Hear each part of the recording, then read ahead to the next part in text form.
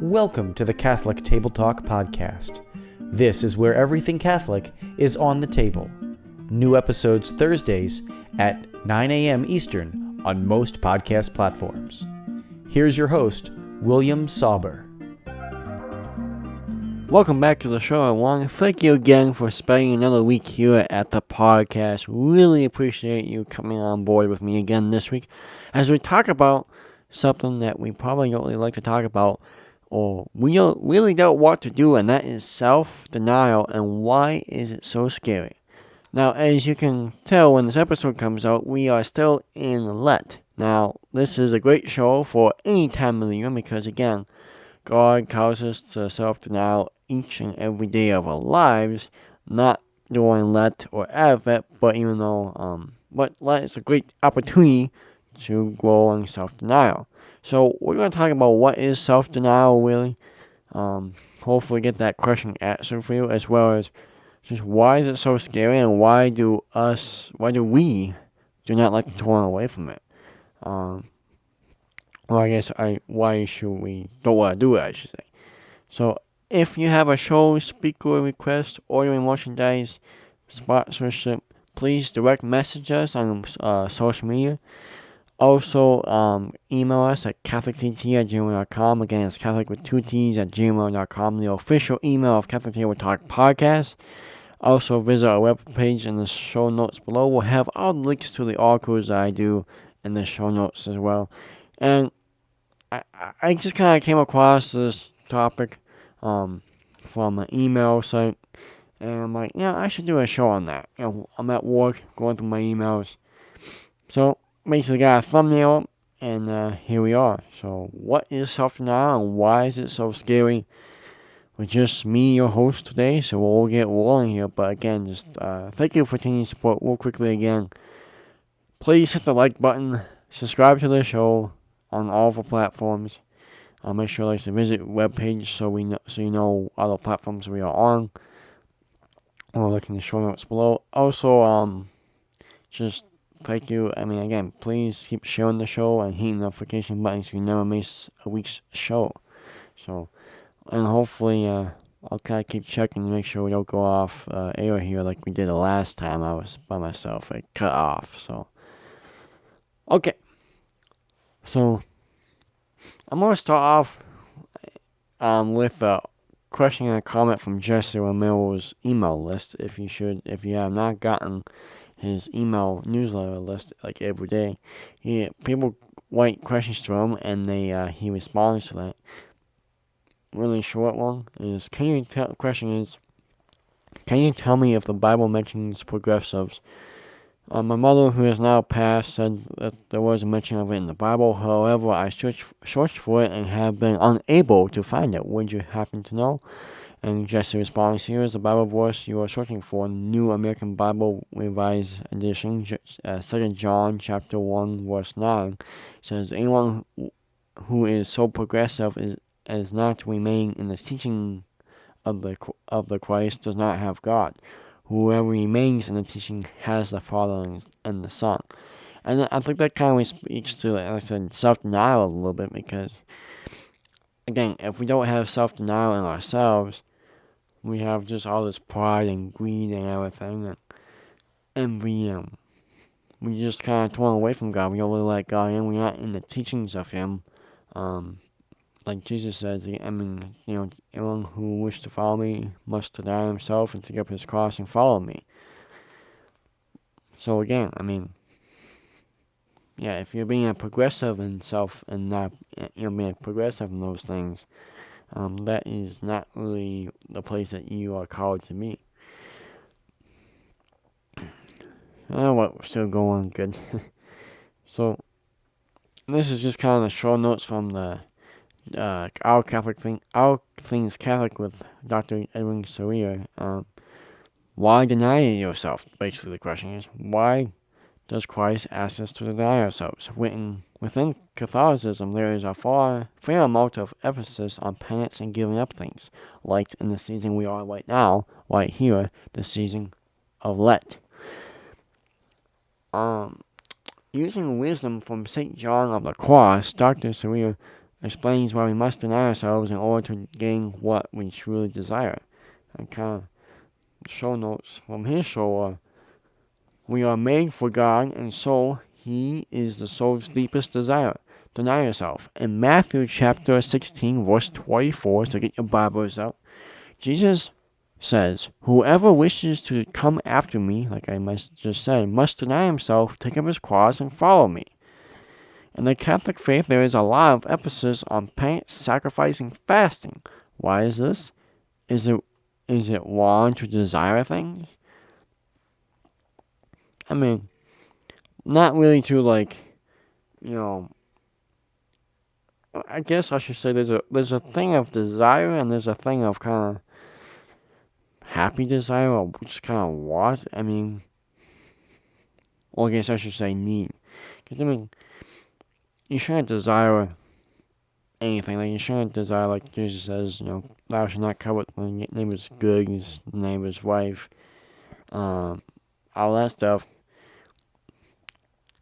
So, yeah, I mean, desire,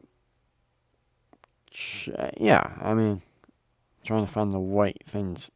But, okay, so, I mean, if you want to go out to eat, there's nothing wrong with desiring that. What you want to go out to eat with friends and family. Maybe you haven't been out in a while and you're like, I'm going to go out to eat. Totally fine. But when you desire that more than anything else, and maybe, again, maybe you're not a traditional Catholic, and I don't mean that as a cradle Catholic, I just mean it as a traditional that you still, like fast and give up meat on every Friday during the year, basically. Again, if that's something that you're just desiring every Friday, hey, I'm gonna go to the fast food, I'm gonna get a big burger, and then after work, I'm gonna spend time with my family, and I'm gonna go hang out with my buddies until 1 a.m. at the bar and drink it up. Well, again, that's probably not. I mean, again, that's kind of desire, and if that gets too far, then it's kind of cutting you off from the person who you're meant to be, I should say. Quotation from the St. John of the Cross, he says, in order to arrive at having pleasure in everything, desire to have pleasure in nothing, in order to arrive at the possession of everything. Desire to possess nothing, in order to arrive at being all. Desire to be nothing, to come to knowledge of all. Desire to know nothing. Let me say that again. From St. John of the Cross. In order to arrive at having pleasure in everything, desire to have pleasure in nothing. In order to arrive at the possession of everything, desire to possess nothing. In order to arrive at being all, desire to be nothing. To come to the knowledge of all, desire to know nothing. So again, that kind of goes like to. So I mean, desiring and kind of like needing or wanting or just kind of want to do it. Okay, but again, desire is a very strong word and like you're just desiring it. And that's why we give up things during Lent. And actually that's right there, that quote from St. John of the Cross, that really speaks about if I can say this correctly, the litany of humility that you can pray every day. It really kind of draws us back and just say, okay, wherever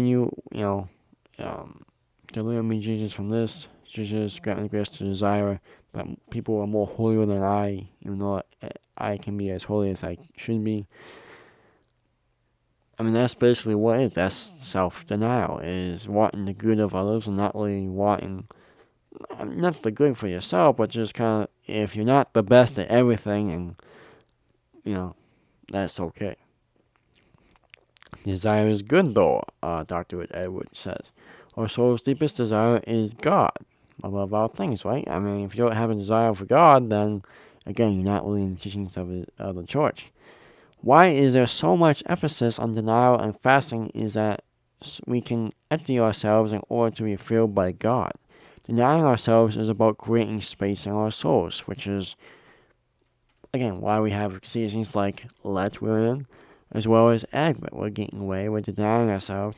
It's a good time to deny ourselves. Practical advice: to practice self-denial in order to accomplish true denial, we must practice. Maybe it's about denying yourself some sort of comfort, like food, a sweet, a glass of wine, going to the bar every Friday, Saturday night. Perhaps you can practice denial by limiting your use of electronics. There are many ways to practice self-denial. Find one that fits your life. And again, letting Advent when we have self-denial is a great season during Torch year. But again, we're not called to end our letting habits or letting fast or letting really at the end of Lent. We are called to keep going with them through the rest of our lives. Now maybe some people take up more charity during Lent. Maybe some people take up more volunteering during Lent. Charity and money, like donating money, and then maybe volunteering charity and serving food shelf or something. We are called to do that for the rest of the year, not during a couple of seasons of the church year, especially Lent. We're called to do that the rest of our lives. Now, maybe you do take a little bit more time Lent, and maybe Advent too, to take more time in prayer and more time really just kind of trying to weed out more of the things you can get past with at least for 40 days. You might find some things hard to keep going, like something new with your family or something. If you kind of say, okay, guys, we have to do, we're not going to do this for 40 days, but you might want to, or you might continue to do that after 40 days because it's something that you might have to do or something that you should be doing, if that makes sense. I don't know what that thing is, but again, denying yourself is again just leaving more time for God and desiring nothing but God alone. Alright, so I got an article here from thespiritualdirection.com. This is the article just posted from Father Jeremiah Shorovic. I'm not going to read the whole thing because, again, it's kind of goes over what we just kind of said. But before we get to that, I do want to just say one thing about, why is it so scary? We kind of talk about what self-denial is, but why is it so scary? Now, I don't know about you, but I'm a singer, and I sing quite often. And the 7 daily sings is the one that we always got to keep in the back of our minds, right?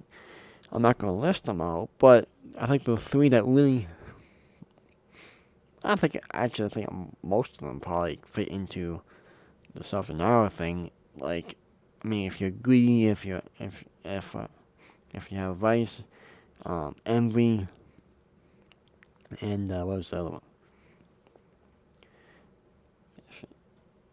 I'm blanking on the last one. But envy, greed, and yeah, so I think that was the ones I was going to talk about. And pride, that's the big one. That's like the biggest one. How can I forget pride here? Okay, so pride, again, we always like to be in control of our lives, right? Even though God is in control, and we're not in control of our lives, but we think we are, and we like to think, we think we are, and we feel more comfortable when we do, most of the time, right? We can't see God, so it's easy to forget Him and really try to take ownership of our life. So, and like I said, we like to have power, we like to have things, we like to do this and that. That's just human nature.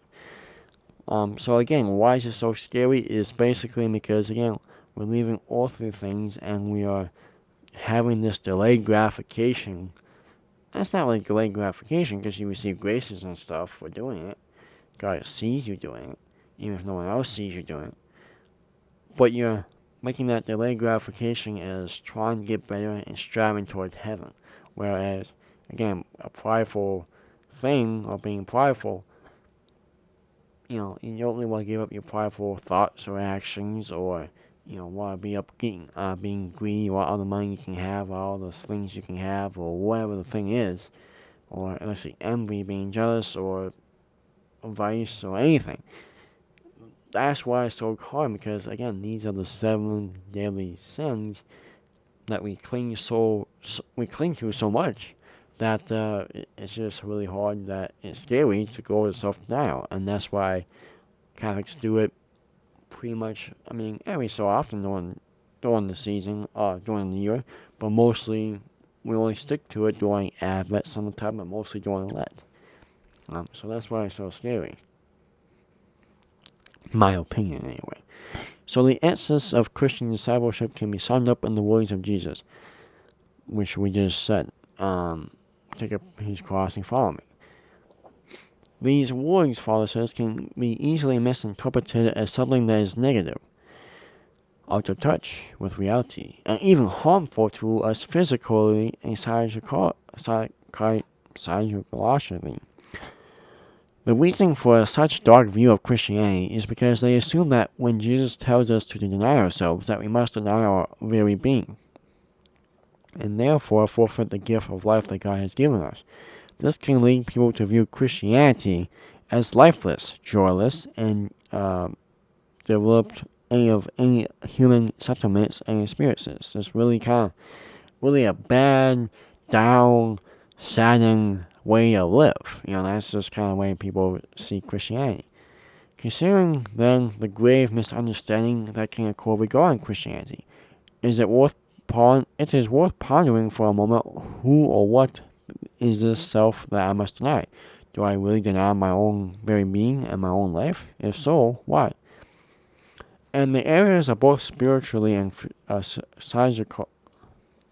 psychically, there is quite a bit of literature about a true self and a false self. Essentially, our true self is the self who has been made in the image and likeness of God, Genesis chapter 1, verse 26, because original sin has greatly affected every aspect of the human person. We can find it difficult not only to experience, but believe that we are indeed made in the image and likeness of God. Even through sin, both original and our personal sins, has greatly distorted our human perception and understanding in Christ, and especially through baptism, our relationship with God has been restored. Through the healing waters of baptism, our true self comes back into focus and thus enable us to perceive and understand once again who we truly are. St. Paul writes, when we were buried therefore with him by baptism into death, so that as Christ was raised from the dead by the glory of the Father, we too might walk in newness of life. Romans chapter 6, verse 4. Hence, through Jesus Christ, those of us who have been baptized have become a new creation. 2 Corinthians chapter 5, verse 17. And enjoy through no more of our own the statutes of a beloved son or daughter of God. As a beloved son or daughter of God, St. Paul reminds us that our true life, and therefore our true self, is hidden with the Christ in God. Colossians chapter 3, verse 3. It would be impossible to underestimate how revolutionary this way of thinking is and how contrary it is to the way of the world. For a Christian, one's true self, their ultimate identity, has nothing to do with one's career, social status, ethnicity, or many other external things the world often associates to be a part of one's identity.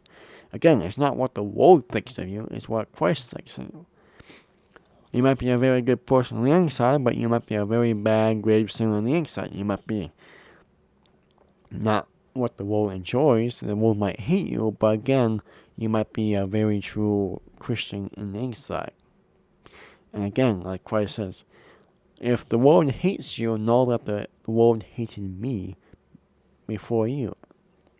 And blessed are you when they persecute you for my name's sake, he says.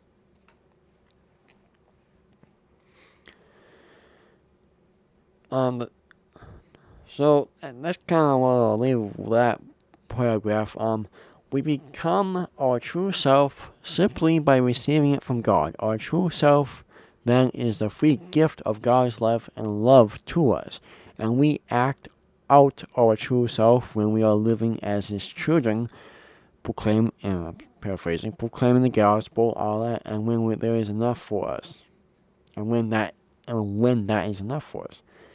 Our false self, therefore, we're going to false self now, is someone entirely different. It is someone for whom being a child of God is not enough. Rather, the false self is the self within us that wants us to be his own person, follow his own ideas and plans, make his own decisions, and create himself and his life according to his own vision. Which a lot of people do that. I do that from time to time. Now, the only thing that I struggle with is I don't know what I want to do in life yet in this stage while I'm in right now. So that's why I still go to God in prayer, asking Him for His guidance, because I can go and see what I want to do, but it would take me a long time to figure out what I love to do, instead of, surrendering myself and giving it to God. The false self desires to live for a life separated from God, and for our practical purposes, the false self is choosing to be someone else other than who they really are. If the false self is someone who wants to exist outside reality and outside of God's will, which is not really a good place to be, one may sincerely ask, who would really want to do that? The answer is we all do, to some extent. We all do. By simply looking at our daily life and examining some of our motives, actions, and words, we cannot help to admit that this is true. Sometimes we are cautious of this, and sometimes we are not. Sometimes we deliberately plan to do so, while other times it seems to happen almost naturally. Regardless, there is inside of each of us various motives, actions, and words that only want to create this false self, but to live from it. So real quickly again, finish up the article. Throughout the course of my priesthood, Father says, many people have asked me what I think the most important thing is that they can do in their spiritual life to grow in holiness. The obvious answer to this question is to live a sacramental life in the state of grace. However, as necessary as the sacraments of grace are to a relationship with God, simply receiving the sacraments is not a guarantee that one is growing in holiness. Because of this reality of the false self, the temptation towards illusion is prevalent inside each of us. Therefore, the most fundamental and necessary work of spiritual life is to spend time with God, or, as Jesus says, abide in me, since apart from me, you can do nothing. John chapter 15, verse 4 through 5. We can spend time with God by meditating on His Word, immersing ourselves in the liturgy of the Church, spending time each day by listening to God and speaking to Him in personal prayer, which is the season we are in right now, the season of prayer, fasting, and almsgiving, Lent, Let. And trying as best as we can to put words and teachings into practice in our daily lives in the context of our own individual vocations.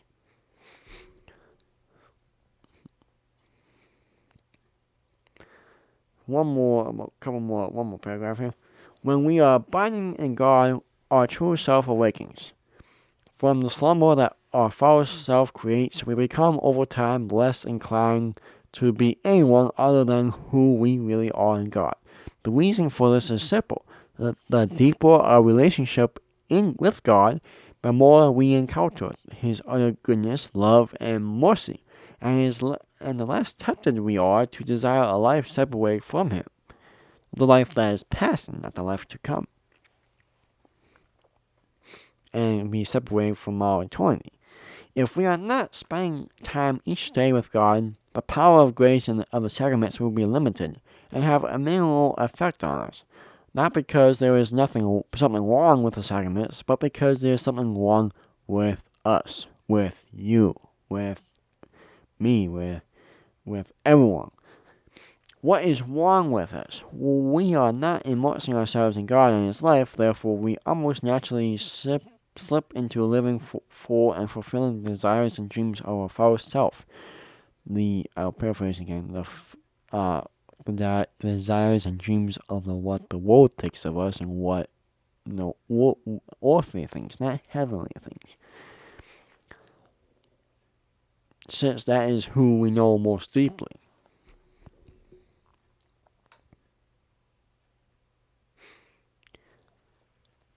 And again, the difference between a saint and a sinner is simple. A saint knows exactly who they are and what they are not, whereas a sinner has no idea what they are because they believe they are something who they are not. That is from a friend priest of his. If we truly want to follow him, we must deny ourselves. We must deny and even throw away this false self with this false life that creates and turn our entire self to him who is truth and life, so we can discover who we truly are, but also who God really is. And I'll leave it there. I left out like 3 paragraphs or so. Really good article. Again, it's in the show notes below. Highly recommend it. And the show has been long enough, so again, not a better season to be in right now for being self-denial than Lent. It's a great season to do it.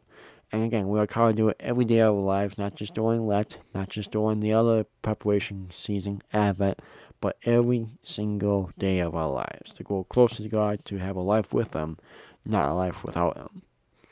Again, folks, please like and share the show. Comment below if you have any questions or feedback on today's episode.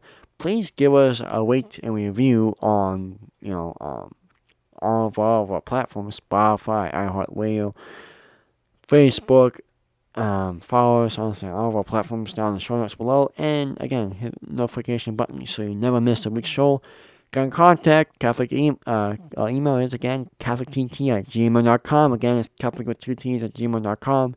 And until next week, practice something now. If you have not started out away during Lent, it's a good time to do it, or do it every day of your life. Today is always a good day to start. Today is not too late to start practicing self-denial. And God willing, we'll see you again next week. Go to the sacrament, stay in state of grace, and act on that so the sacraments are not limited to, limited graces. Please pray for me, praying for you. Thank you again, folks. We'll see you next week on Catholic Table Talk. Thank you for listening to this week's episode of the Catholic Table Talk podcast, where everything Catholic is on the table. Don't forget to subscribe to Catholic Table Talk on your favorite podcast platform to get new episodes delivered directly to you every Thursday at 9 a.m. Eastern.